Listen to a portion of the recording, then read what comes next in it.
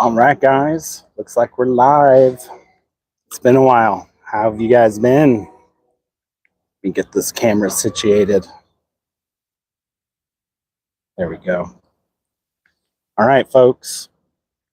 We're down here by the train tracks, and man, do we have a crazy one.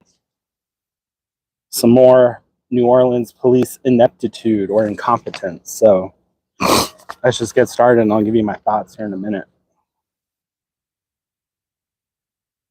This is from yesterday at 11:51 a.m. Stray bullet nearly kills New Orleans driver on Pontchartrain Expressway. As the sun rose Thursday morning before the typical rush of cars along the expressway, one driver told Fox 8 that her life was at risk after someone shot into her car. The woman did not want to be identified, but says didn't think her daily commute to work might have been her last. I heard the gunshot. I'm from Texas. We know what gunshots sound like, the woman said. The New Orleans Police Department said they received a call at 5:51 a.m. of a loud boom in the area near Tchoupitoulas and Camp Streets. That's around the time when the victim says a stray bullet went through the driver's side window when she was driving towards the West Bank, within inches of her head. The driver says she didn't know why she was shot at or which direction the bullet came from. Her first instinct was to pull over in the lane near the St. Charles exit, but with traffic increasing for the morning rush, she moved her car over to the shoulder, called 911 again, and then waited for any type of help. I checked to make sure I was okay. I hadn't been hit. I was hysterical, she said.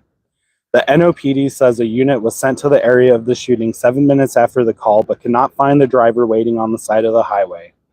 Because the NOPD says the driver did not leave any contact information, the officers could not reach out, and the call was listed as gone on arrival. The driver, concerned about getting hit by traffic or getting shot again, rushed home to Mid-City to wait. Quote, I'm still waiting on officers now 2.5 hours later, she said. The victim says the lack of response is commonplace for her after multiple crimes she's gone through with her Kia Forte through the year and a half that she's lived in New Orleans. I've had my car broken into twice. I've had to replace 2 windows, and recently I had my car stolen. She said, I've never had an officer respond to my calls for help. She says she is heartbroken and that after getting a new Kia just 3 weeks ago, she now has another smashed window to deal with after the shooting. She hopes the drivers are cautious and the city leaders do something about the violence. I want everyone to be careful driving down the road, and I hope a councilwoman or a councilman hears this and tries to do something about it. Now, I wish I could play the video of this story for you. I'll figure out how to do that. I know how to do it. I just have to do it. But in the video, she was there talking to the news saying, I'm still waiting for the police. She said that she did call the police back, told them that she was waiting at home because she was afraid she was going to be hit or shot at again. The police said that it was a gone on arrival and the police left because there is no crime scene anymore. Well, that's a bunch of bullshit that they still haven't responded because what about the car? Isn't the car with the broken window a crime scene? Wouldn't there be like, some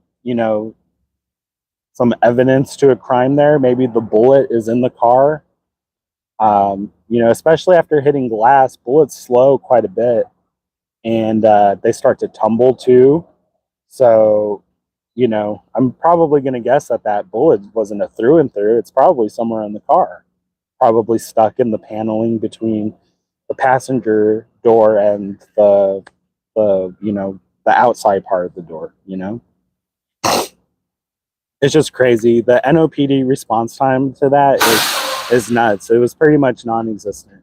And then for them to come out and say that, oh, we didn't have contact information or a callback number, I think it's pretty crazy that 911 can't star 69 you and call you back. Or they don't have a caller ID. Like, that's crazy. 911 will call you back if you call and hang up. So I don't understand their excuse there. I know right now the director of the New Orleans communications department, the people that run the 911 operating system, right now he's under fire for a bunch of stuff. We had a bunch of stuff from the city council about him. It has to do with him getting into a car accident in a city vehicle, lying about what happened, then changing the policy right after the reporter started asking questions. So, just more incompetence and more corruption out here in New Orleans. It's nuts. Things have to change. We had a chance to recall the mayor. We didn't do that. I think there was corruption on that. All of the recall petitions were just left out for anybody to pass by and mess with.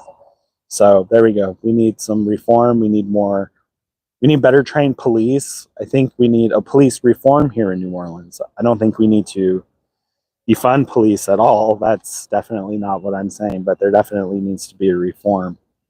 We've had an interim police chief for about a year now. We're supposedly looking for a new police chief, but I can't fucking tell. Anyway, it's a pretty sad state of affairs here in New Orleans. So, you could just be driving to work on the interstate and get shot at.